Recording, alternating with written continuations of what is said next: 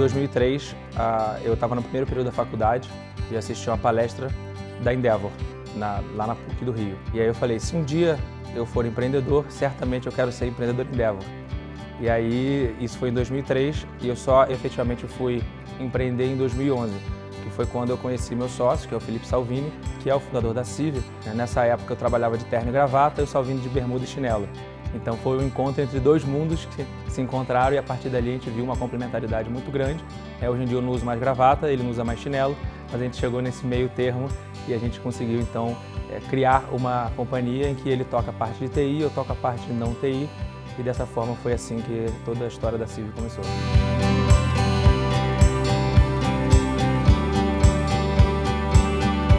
Então a Civio é uma plataforma de inteligência de preço e sortimento para o e-commerce. A gente ajuda os varejistas e os fabricantes a venderem mais e melhorarem suas margens. E a gente olhou que existia um problema claro que as lojas virtuais, como Americanas, Walmart, Garda Eletro, Magazine Luiza, Ponto Frio, uma série de outras, mais de 8 mil lojas virtuais no Brasil, não possuíam essa informação clara de como que cada produto que elas vendem está sendo vendido pelos concorrentes. Nós criamos uma ferramenta, um software que percorre os sites das lojas virtuais e traz essa informação atualizada para que elas possam utilizar como insumo de precificação e de tomada de decisão.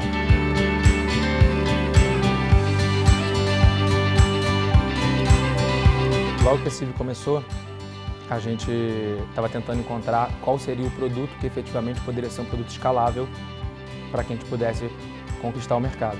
Então a gente fez 3 protótipos, então o primeiro aprendizado é esse, ou seja, a gente precisa fazer protótipos, precisa ir ao mercado, precisa validar as hipóteses e não simplesmente achar que aquele primeiro ferramenta, aquele primeiro software seria o que seria o cavalo vencedor. Então a gente finalmente, depois de 3 protótipos, conseguiu chegar num produto que conseguiu o primeiro cliente. Quando você consegue o primeiro cliente, significa que alguém estava disposto a tirar o escorpião do bolso e pagar por aquilo que você estava construindo. Então o desafio passou, beleza, encontrei o primeiro cliente, como agora eu cobro? Qual é o modelo de negócio? Como é que eu vou conseguir os próximos clientes? Então aí um outro aprendizado é que eu precisei gastar muita sola de sapato.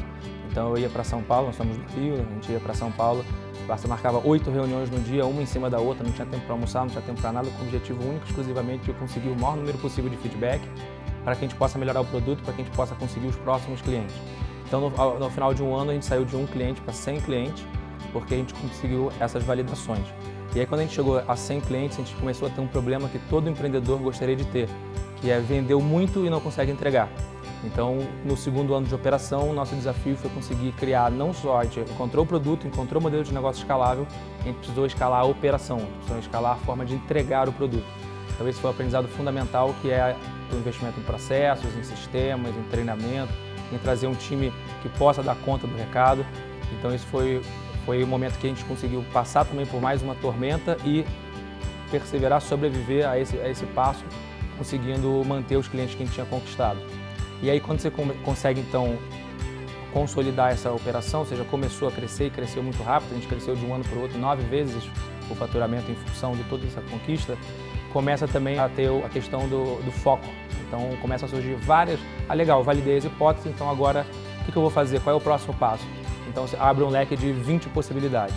E aí, como você é empreendedor, você tem vontade de fazer tudo, você quer abraçar o mundo. Então esse foi outro aprendizado também, em que a gente, por exemplo, nós estamos bem claro no nosso posicionamento B2B, ou seja, a gente atende fabricante e varejista, só que a gente teve a oportunidade de lançar um B2C, um software similar ao que a gente fazia, mas para o consumidor final. Esse foi um dos maiores aprendizados também, que a gente percebeu que nosso foco é fundamental, ou seja, não adiantava a gente oferecer uma solução para o consumidor, mesmo que fosse parecida com a do fabricante varejista, porque o fabricante varejista efetivamente é onde nossas atenções deveriam estar voltadas.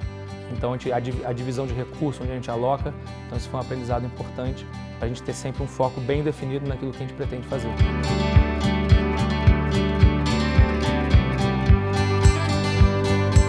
O primeiro impacto em relação ao cliente, em relação ao mercado, primeiro a gente criou um segmento que não existia antes, que é o segmento de inteligência de preço e sortimento no e-commerce.